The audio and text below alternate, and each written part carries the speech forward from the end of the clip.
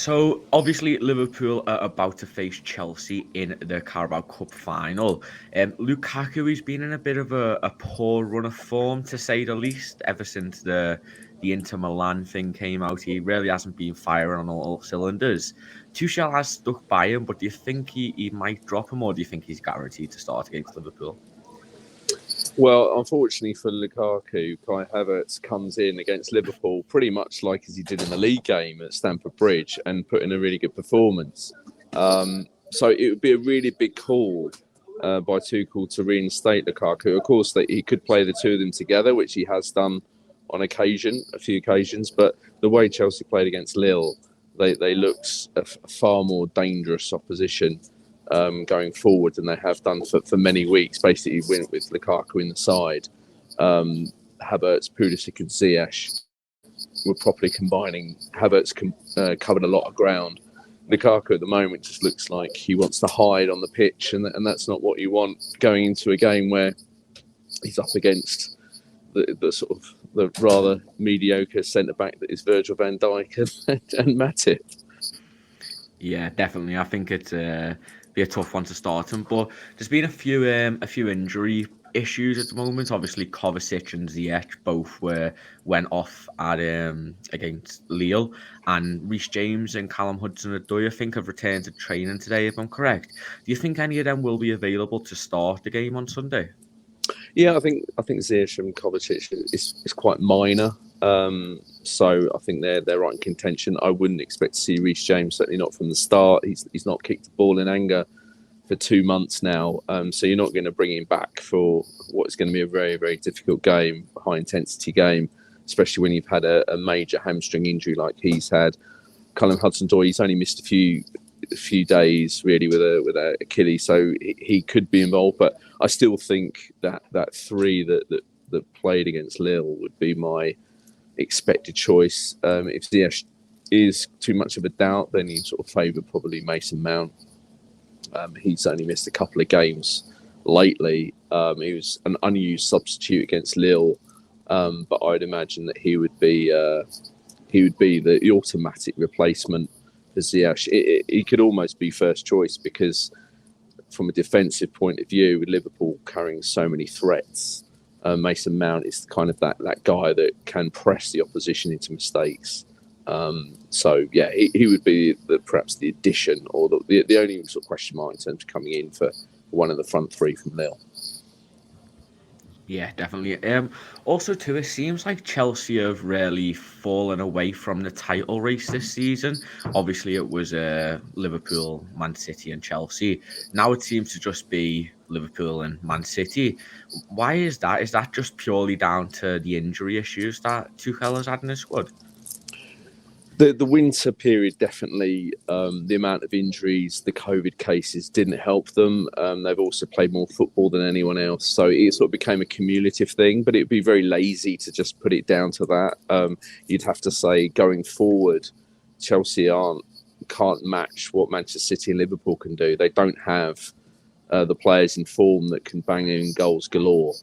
And that's cost them. That's why when they started to concede goals, they've been very reliant on their defence under Tuchel. But when they started to concede goals, it put more pressure on the attack to actually score more than one goal. And that's why you saw a lot of draws, particularly at Stamford Bridge. So, yeah, there is a gap for a reason between those two clubs and Chelsea, as there has been since Chelsea last won the title in 2017. You only have to look at the points difference between the title winners and Chelsea over the last 4 years. It's a significant gap to make up. They signed Lukaku in the hope that he would help bridge it, but he hasn't really been showing the form for many reasons, not just because he's struggling to fit in the side. He's had lots of injury issues and COVID as well, plus the fallout from the interview.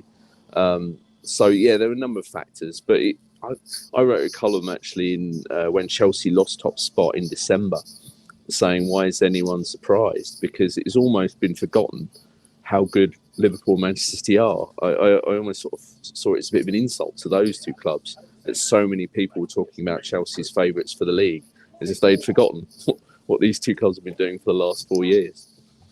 Yeah, I think a lot of people put us out in the top four race, which I was surprised about. So yeah, it's bonkers. Yeah. Absolutely Well, bonkers. I know, definitely. Obviously, both teams have been playing with their backup keeper in the competition. Chelsea with Kepa and Liverpool with Kelleher. I think Klopp has confirmed that Kelleher is going to be starting. Do you expect Edouard Mendy to come in, or do you think he's going to stick with Kepa? Put it this way, it'd be very harsh on Kepa if he is dropped, because he has been the League Cup goalkeeper and he's performed very well. But then we saw in the Club World Cup that Tuchel's got no room for sentiment. Kepa played the semi-final but was dropped for the final once Mendy got out there. If it was me, I'd reward Kepa for his performances this season. But Tuchel could spring a surprise and start with Mendy. Yeah, do you think anyone else will be a surprise pick in that side, or do you think he'll go for his strongest squad that he does in the Premier League and Champions League? I think it would be pretty much what you'd expect. Very similar side to the one we saw against Lille. It was one of their better performances of recent weeks. The question mark would be, he has tinkered with the formation recently. He's not just always played with the three at the back and the wing backs. He has played with a four, and that has occasionally led to Malang Sarr getting the nod at left back over Marcos Alonso as a more of a defensive choice, and that might be one question mark. If I was Liverpool, was like, given that how dangerous Liverpool are, of course Salah would be on that side. Would they try and put Sarr against Salah, because Alonso's obviously noticeably not got the pace, and it's a bit of an unfair battle, that one, Salah v Alonso in the pace department. So yeah, he might go with Sarr, but on the whole, you're looking at Thiago Silva, Rudiger, Christensen's been playing regularly of late. Conte started to show some form against Lille. Havertz, Ziyech, Pulisic. Yeah, pretty much that's the kind of side I'd expect. Yeah, and the last two games against the sides in the Premier League have been both stalemate. I think it was 1-1 and 2-2. Great games. Yeah, it were actually. The second half of the Chelsea game, I as a Liverpool fan, wasn't that great, but but who do you think Tuchel's going to tinker with his tactics for this game? Obviously, due to the last two games, it might be worth him changing something up to surprise this Liverpool side.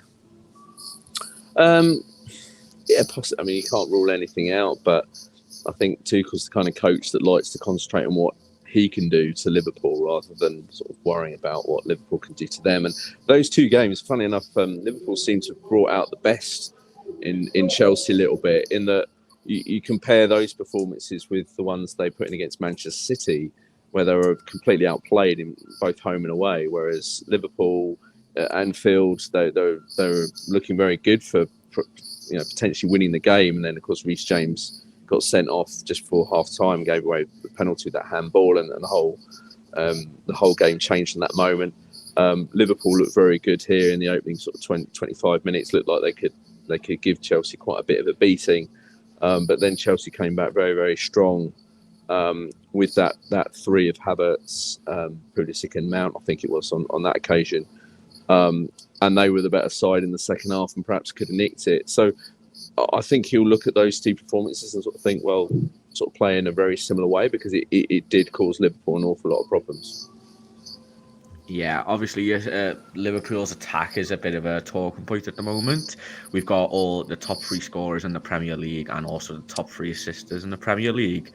Luis Diaz is just a little brag. Luis Diaz, he's been really impressive since he's come in.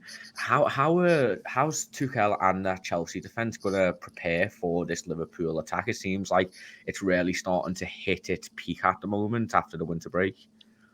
Well, it's obviously going to be very difficult.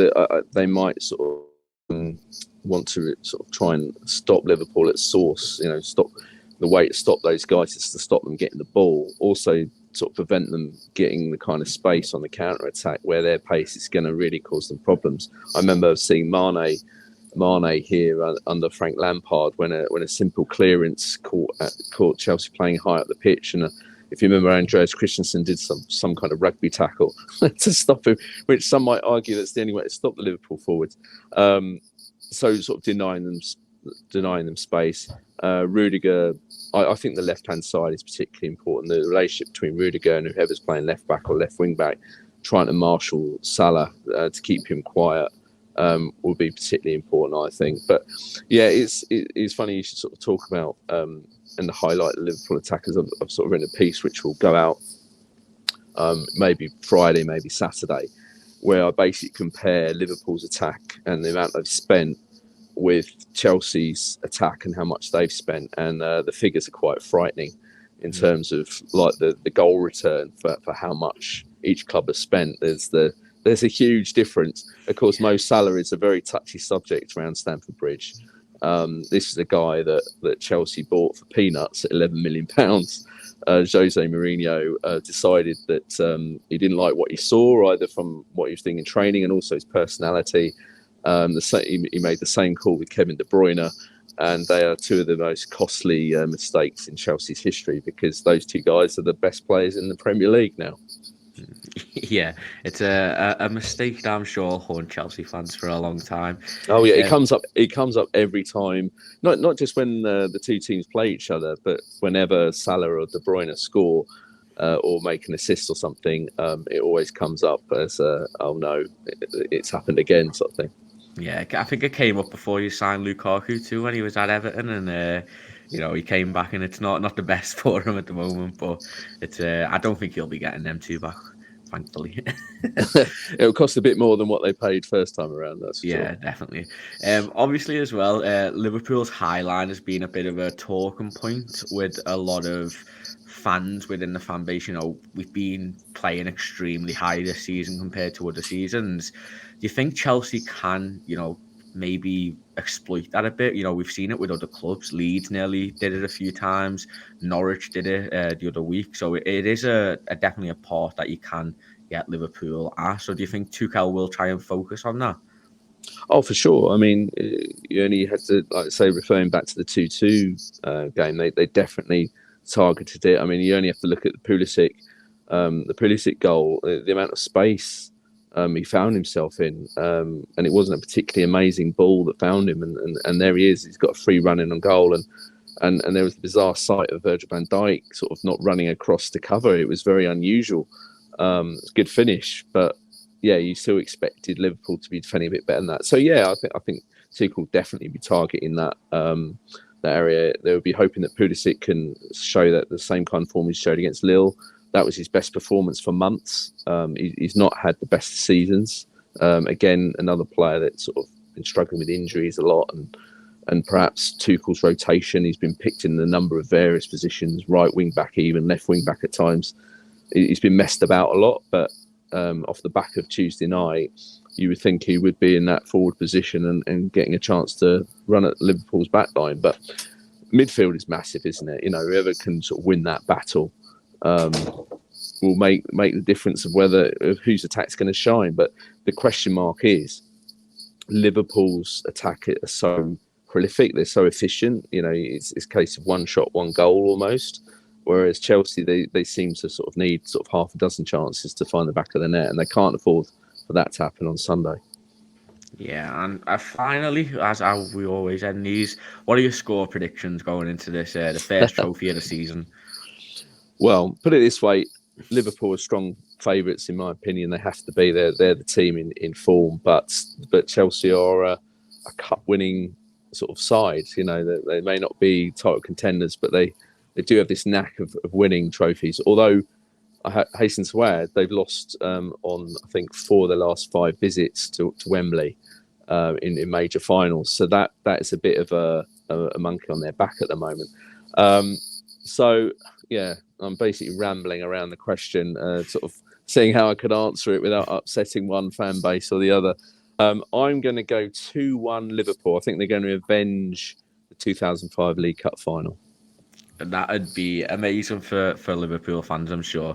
But appreciate you for joining us, Simon. Again, make sure to go and check out all his columns and articles on The Athletic.